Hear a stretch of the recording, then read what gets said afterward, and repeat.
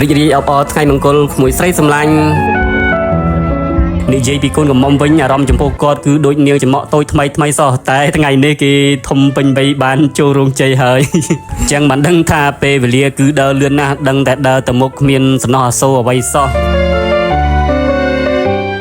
ឥឡូវងាកមកខាងកូនកំលោះកូនកំមុំយើងវិញឥឡូវនៅក្នុងរោងជ័យក្នុងពិធីកាត់សក់បង្កក់សេរីអត្តន័យកម្មវិធីនេះគឺដើម្បីជូនពរជ័យដល់កូនកំលោះកូនក្រមុំយើងទាំងពីរដែលកាត់ដោយកន្ត្រៃមាសកន្ត្រៃប្រាក់កញ្ចក់ទើបដែលទេវតានាំចុះមកពីឋានសួគ៌ដោយដែលបងប្អូនបានទស្សនាកម្មវិធីនេះកន្លងមកហើយអ្នកដែលនាំកន្ត្រៃមកគឺបានប្រកាសតាំងខ្លួនជាទេវតាហើយនាំកន្ត្រៃមាសកន្ត្រៃប្រាក់យកមកកាត់កកេសាឲ្យកូនប្រុសកូនស្រី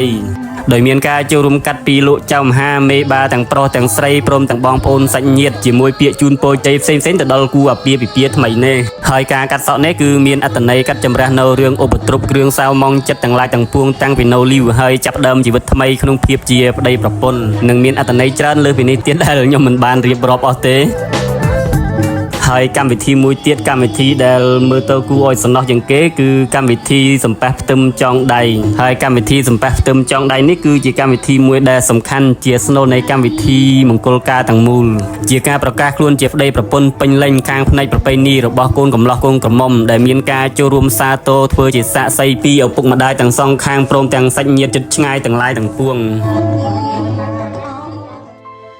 ហើយតើមានកម្មវិធីអញ្ចឹងបានមកជួបជុំគ្នាហើយងាកមកមើលក្មួយនេះវិញណាទាំង2ទាំង3កន្លោះកំមុំបន្តអស់ហើយមើលទៅថ្មីនឹងអាចមានកម្មវិធីបន្តទៀតហើយសម្រាប់អាសង្ហានេះវិញគ្រាន់តែថតរូបវាប៉ុណ្ណឹងវាសុទ្ធតែទាថ្លៃខ្លួន